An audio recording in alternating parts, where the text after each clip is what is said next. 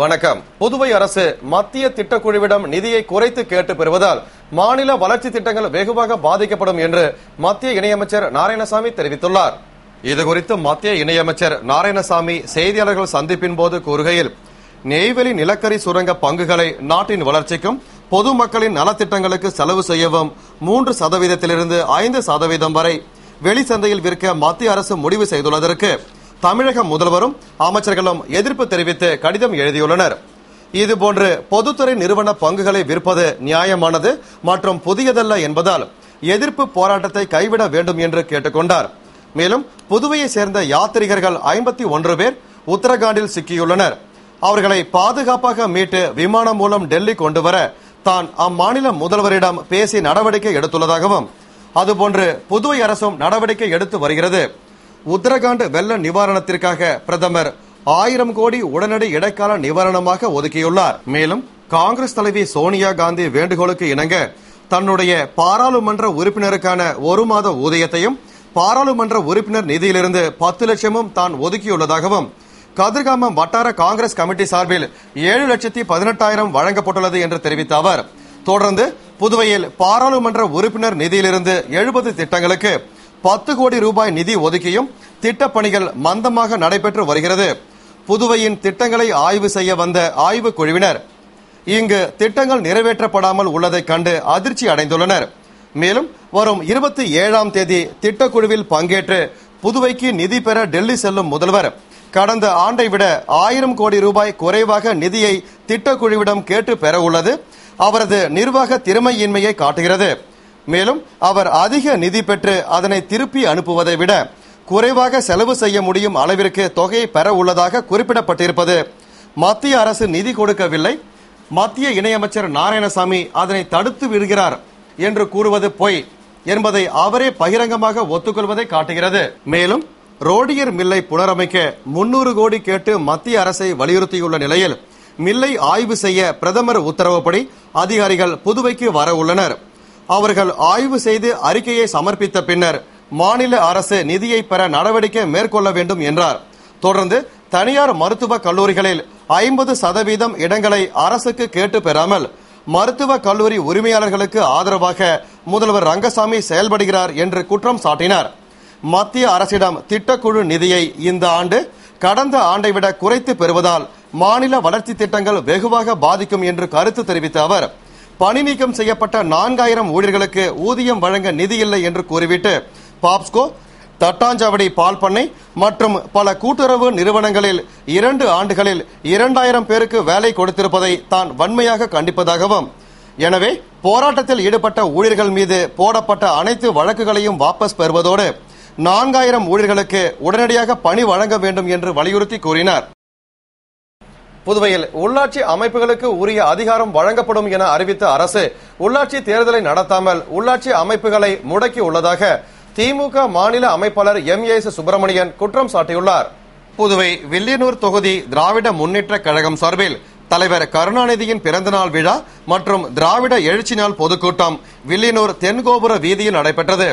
தொகுதி கழக அவைத்தலைவர் வெங்கடாசலம் தலைமையில் தொகுதி பொருளாளர் முத்துப்பாண்டியன், முன்னாள் தொகுதி இளைஞரணி அமைப்பாளர் ரகோத்தமன் உள்ளிட்ட தொகுதி நிர்வாகிகள் முன்னிலையில் நடைபெற்ற எழுச்சி நாள் பொதுக்கூட்டத்தில் மாநில மகளிர் தொண்டரணி துணை அமைப்பாளர் தேன்மொழி, தொகுதி கழக துணை செயலாளர் செல்வநாதன், தொகுதி இளைஞரணி அமைப்பாளர் மணிகண்டன் ஆகியோர் வரவேற்க முன்னாள் துணைவேந்தர் சபாபதி மோகன், மாநில திமுக அமைப்பாளர் MAS சுப்பிரமணியன் ஆகியோர் சிறப்பு விருந்தினர்களாக கலந்து கொண்டு சிறப்புரையாற்றினர்.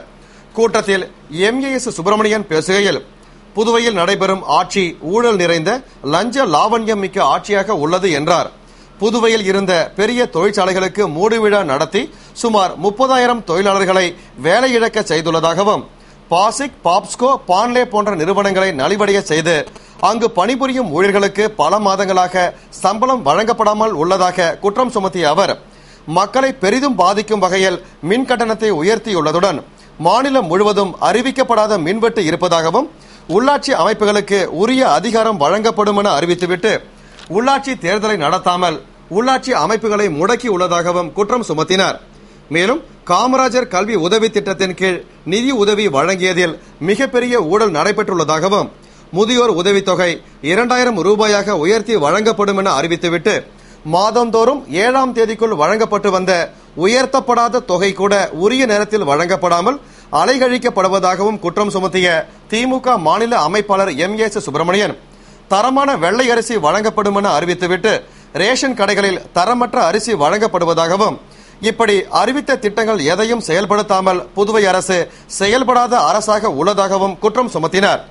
இந்த பொதுக்கூட்டத்தில் முன்னாள் முதல்வர் ஆர்.வி. ஜானகிராமன், திமுக மாநில துணை அமைப்பாளர் எஸ்.பி. சிவக்குமார், பொருளாளர் அனிபால் கென்னடி, தலைமை பொதுக்குழு உறுப்பினர்கள் அன்பு, பழனி, அருள்செல்வி, மல்லிகா, இளங்கோ, தொகுதி செயலாளர்கள் ஏம்பலம் செல்வம், வழக்கறிஞர் செந்தில்குமார், திராவிடமணி பாண்டு ஹரிகிருஷ்ணன், நடராஜன், ராமசாமி, சிவபாலன், குப்புசாமி மற்றும் மாநில கழகத்தின் பல்வேறு அணி நிர்வாகிகள், தொகுதி கிளை கழக நிர்வாகிகள், கழக முன்னோடிகள் ஏராளமானோர் கலந்து கொண்டனர். புதுவை கழிவுநீர் உந்து நிலையத்தில் விஷ வாயு தாக்கி 2 பேர் உயிரிழந்தனர். மேலும் 3 பேர் மருத்துவமனையில் அனுமதிக்கப்பட்டுள்ளனர். புதுவை சுதந்திர பொன்விழா நகரில் உள்ள கழிவுநீர் உந்து நிலையத்தில் கடந்த 10 நாட்களாக பராமரிப்பு பணிகள் நடைபெற்று வருகின்றன. இதில் சனிக்கிழமையன்று முதலியார்பேட்டையை சேர்ந்த உதயகுமார், கரிகலாம்பாக்கம் ஜெகதீசன், அன்பழகன், அந்தோணிசாமி, சுரேஷ் ஆகிய 7 மஸ்தூர் ஊழியர்கள் பணியில் ஈடுபட்டிருந்த போது உதயகுமார் மற்றும் ஜெகதீசன் ஆகியோர் கழிவுநீர் உந்து கிணற்றில் இறங்கி சுத்தம் செய்தனர். பின்னர் பணி முடிந்து மேலே ஏறும்போது பைப் லைனில் இருந்து உதயகுமார் தவறி விழுந்துள்ளார். அவரை காப்பாற்ற முயற்சித்த போது ஜெகதீசனும் தவறி விழுந்துள்ளார். இச்சம்பவத்தில் பைப் லைனிலிருந்து வாயு வெளியேறியதால் மூச்சு திணறல் ஏற்பட்டு இருவரும் கிணற்றில் சிக்கி உயிரிழந்தனர். மேலும் அன்பழகன், மகாலிங்கம், சங்கர் ஆகியோருக்கும் மூச்சு திணறல் ஏற்பட்டதால் அவர்கள் மூவரும் அரசு பொது மருத்துவமனையில் அனுமதிக்கப்பட்டனர். இதுகுறித்து தகவல் அறிந்த எஸ்.பி. பைரவசாமி தலைமையிலான பெரியகடை போலீசார் மற்றும் தீயணைப்பு வீரர்கள் 14க்கும் மேற்பட்டோர் கிணற்றில் சிக்கிய இருவரையும் மீட்கும் பணியில் ஈடுபட்டனர். சுமார் 5 மணி நேர போராட்டத்திற்கு பின்னர் இருவரது உடலும் மீட்கப்பட்டு பிரேத பரிசோதனைக்காக அரசு பொது மருத்துவமனைக்கு அனுப்பி வைக்கப்பட்டது. தகவல் அறிந்த எதிர்க்கட்சி தலைவர் வைத்தியலிங்கம், பொதுப்பணித்துறை செயற்பொறியாளர் ஜெயக்குமார் ஆகியோர் சம்பவ இடத்திற்கு சென்று பார்வையிட்டனர். மேலும் அமைச்சர் ராஜவேலு நேரில் சென்று இறந்தவர்களின் உறவினர்களுக்கு ஆறுதல் கூறினார். புதுவை மாநில கால்பந்து கழகத்திற்கு புதியதாக தேர்தல் நடத்த முடிவு செய்யப்பட்டு அதற்காக சங்க தலைவர் திரு ஜான்குமார் தலைமையில் அட்டாக் கமிட்டி அமைத்து சங்க கூட்டத்தில் அறிவிக்கப்பட்டுள்ளது. புதுவை மாநில கால்பந்து சங்க சிறப்பு பொதுக்குழு கூட்டம் சங்க தலைவரும் முன்னாள் நகரமன்ற துணைத் தலைவருமான திரு ஜான்குமார் தலைமையில் ஜேவிஆர் ஹாலில் நடைபெற்றது. சங்க நிர்வாகிகள் மற்றும் சங்கத்தில் உறுப்பினர்களாக உள்ள 20 கால்பந்தாட்ட அணிகளின் நிர்வாகிகள் கலந்து கொண்ட கூட்டத்தில் தற்போதுள்ள சங்க நிர்வாகிகள் மாநில கால்பந்தாட்ட சங்க தலைவர் ஜான்குமார் அவர்களின் செயல்பாட்டை தவிர மற்ற நிர்வாகிகளின் செயல்பாடுகள் சரியில்லை என்று விவாதிக்கப்பட்டது. மேலும் தற்போதுள்ள சங்க நிர்வாகிகளின் காலம் முடிவடைய 11 மாதங்கள் மீதமுள்ள நிலையிலும் சங்க செயல்பாடுகள் சரியில்லாத காரணத்தால் தற்போதுள்ள அமைப்பினை கலைத்துவிட்டு தேர்தலை சந்திப்பது என்று முடிவெடுக்கப்பட்டு பெரும்பாலான உறுப்பினர்களின் ஆதரவோடு தீர்மானம் நிறைவேற்றப்பட்டதோடு கால்பந்தாட்ட சங்க தேர்தலை நடத்துவதற்கும் அதுவரை சங்க செயல்பாடுகளை கவனித்துக் கொள்ளவும் சங்க தலைவர் ஜான்குமார் தலைமையில் 11 பேர் கொண்ட அட்டாக் கமிட்டி அமைக்கப்பட்டது. அந்த கமிட்டியில் திரு ஜான்குமார் தலைவராகவும் ஏழுமலை, நெஸ்தோர், தனசேகரன், ஆர் இளங்கோவன், செல்வராஜ், கந்தசாமி, குமார், திருச்சந்திரன், எஸ் இளங்கோவன், பன்னீர்செல்வம் ஆகியோர் உறுப்பினர்களாகவும் நியமிக்கப்பட்டுள்ளனர். புதுவை அண்ணா நகரில் நடந்த மேயா டூர்ஸ் அண்ட் டிராவல்ஸ் நிறுவன திறப்பு விழாவில் முன்னாள் நகரமன்ற துணைத் தலைவர் ஜான்குமார் சிறப்பு அழைப்பாளராக கலந்து கொண்டு நிறுவனத்தை திறந்து வைத்தார். புதுவை நெல்லித்தோப்பு அண்ணா நகர் பிரதான சாலையில் மேயா டூர்ஸ் அண்ட் டிராவல்ஸ் நிறுவனத்தின் திறப்பு விழா நிறுவன உரிமையாளர்கள் சில்வி, பாஸ்கரன், ராமச்சந்திரன் ஆகியோர் தலைமையில் நடந்தது. விழாவில் சிறப்பு விருந்தினராக முன்னாள் நகரமன்ற துணைத் தலைவர் ஜான்குமார் கலந்து கொண்டு ரிப்பன் வெட்டி நிறுவனத்தை திறந்து வைத்தார். மற்றும் நிர்வாக பிரிவில் கணினியை இயக்கி வைத்து கணக்கு பிரிவினை துவக்கி வைத்தார். தொடர்ந்து கேக் வெட்டி விழாவில் பங்கேற்ற அனைவருக்கும் கேக் மற்றும் இனிப்பு வழங்கினார்.